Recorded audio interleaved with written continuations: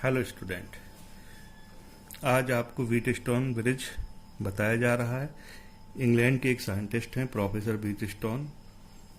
उन्होंने प्रतिरोधों की एक विशेष व्यवस्था का आविष्कार किया जिसके द्वारा किसी चालक का प्रतिरोध ज्ञात किया जा सकता है।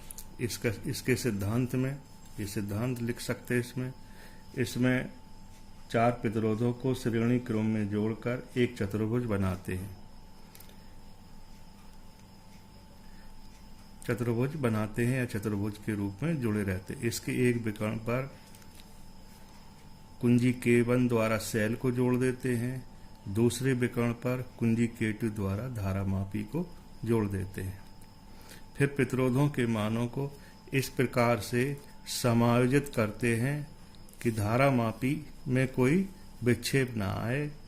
जब विक्षेप न आए तो किन्हीं 2 संलग्न भुजाओं के प्रतिरोधों का अनुपात शेष 2 संलग्न भुजाओं के प्रतिरोधों के अनुपात के बराबर होता है। ये सिद्धांत आप यहाँ लिख लेंगे। फिर से रिपीट कर रहा हूँ। इसमें 4 प्रतिरोध श्रेणी क्रम में एक चतुर्भुज के रूप में जोड़े जाते हैं। चतुर्भुज के एक विकर्ण पर सेल जोड़ देते हैं, दूसरे विकर्ण पर धारामापी जोड़ देते हैं। अब प्रतिरोधों के मान को इस प्रकार से समायोजित करते हैं, एडजस्ट करते हैं कि धारामापी में कोई विक्षेप ना आए। उस समय सेतु संतुलन की अवस्था में होगा। संतुलन की स्थिति में किन्हीं 2 संलग्न भुजाओं के प्रतिरोधों का अनुपात शेष 2 संलग्न भुजाओं के प्रतिरोधों के अनुपात के बराबर होता है। P/Q = R/S। अब इसका डेरिवेशन भी कर सकते हैं। यहाँ पर जब से कुंजी K1 को बंद करते हैं तो इसमें एक धारा I प्रवाहित होने लगती है। बिंदु A पर धारा 2 भागों में बटेगी, I1 I2। सेतु संतुलन की अवस्था में है। BD भुजा में कोई धारा प्रवाहित नहीं होगी। बिंदु B और बिंदु D समान विभव पर होंगे। बिंदु B और D के विभवांतर 0 होगा। बिंदु B पर विभव और बिंदु D पर विभव समान होंगे। BB = BD। BB - BD = 0। तो इस वाली भुजा में कितनी धारा है? BC भुजा में I1 रहेगी और DC भुजा में I2 धारा होगी। फिर दोनों धाराएं मिलकर के यहाँ पुनः I धारा हो जाएगी।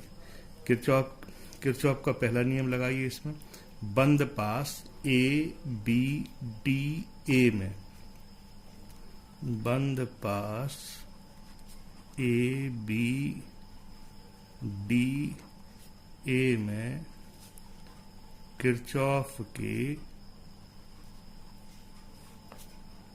द्वितीय नियम से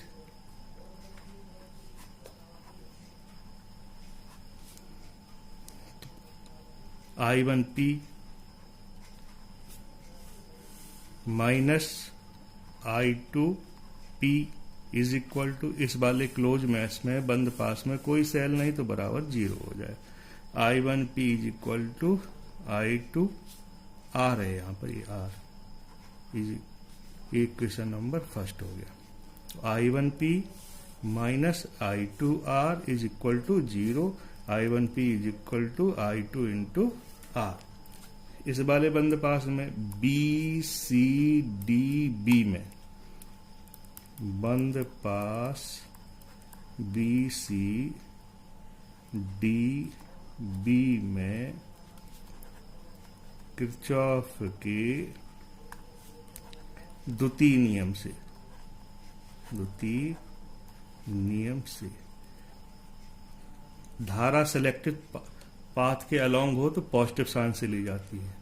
धारा चुने गए पथ की दिशा में हो धन चिन्ह के साथ ली जाती है और विपरीत दिशा में हो तो ऋण चिन्ह के साथ ली जाती है। तो I1Q फिर ऐसे चले। यहाँ पर C से D की ओर आएंगे, धारा इधर जा रही है तो -I2 हो जाएगी। -I2S = 0। I1Q = I2S। समीकरण 2 हो गया। समीकरण 1 में 2 से डिवाइड कर दो तो I1P P is equal to I two R. Left hand side में लेफ्ट हैंड से डिवाइड हो जाएगा, यहाँ I1 क्यूब, यहाँ पर I2S, तो P अपॉन क्यू बराबर R अपॉन S। क्या रिजल्ट आया? किन्हीं दो संलग्न भुजाओं के प्रतिरोधों का अनुपात शेष दो संलग्न भुजाओं के प्रतिरोधों के अनुपात के बराबर होता है। यही व्हीटस्टोन सेतु का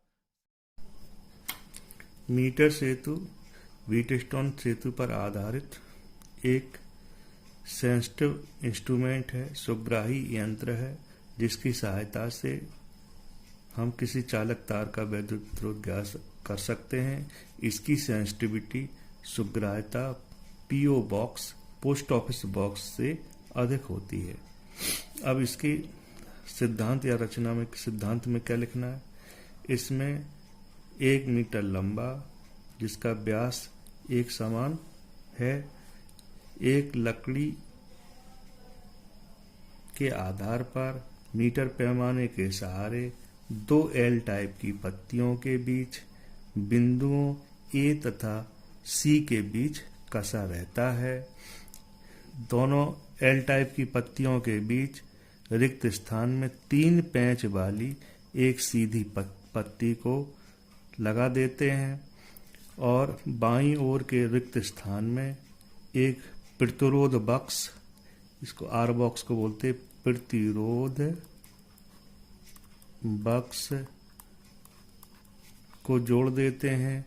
दाईं ओर के रिक्त स्थान में उस अज्ञात प्रतिरोध को जोड़ देते हैं, एस है एस अज्ञात प्रतिरोध एस को जोड़ देते हैं, जिसका प्रतिरोध ज्ञात करना होता है। तार के ए सिरे को सेल के धन ध्रुव से और ऋण ध्रुव को धारा नियंत्रक RH एवं कुंजी के द्वारा तार के सी सिरे से जोड़ देते हैं। पेंच डी से शंट युक्त धारा मापी को जोड़ देते हैं।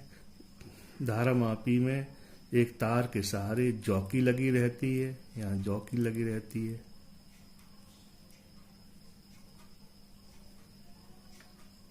एक जॉकी लगी रहती है। जॉकी को तार पर कहीं भी स्पर्श कराया जा सकता है। अब इस समय अब क्या करना है? प्रतिरोध ज्ञात करना। प्रतिरोध ज्ञात करना।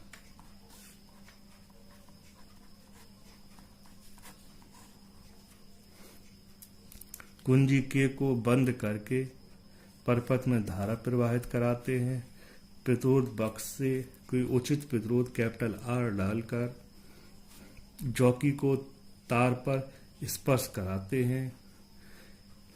तार पर एक बिंदु B ऐसा प्राप्त होता है जिस पर जॉकी को स्पर्श कराने से धारा मापी में कोई विक्षेप नहीं होता है, नहीं आता है। इस समय सेतु संतुलन की स्थिति में होता है। माना कि सेतु या संतुलन की स्थिति तार के ए सिरे से L सेंटीमीटर दूरी पर प्राप्त होती है और BC भाग की लंबाई कितनी हो जाएगी?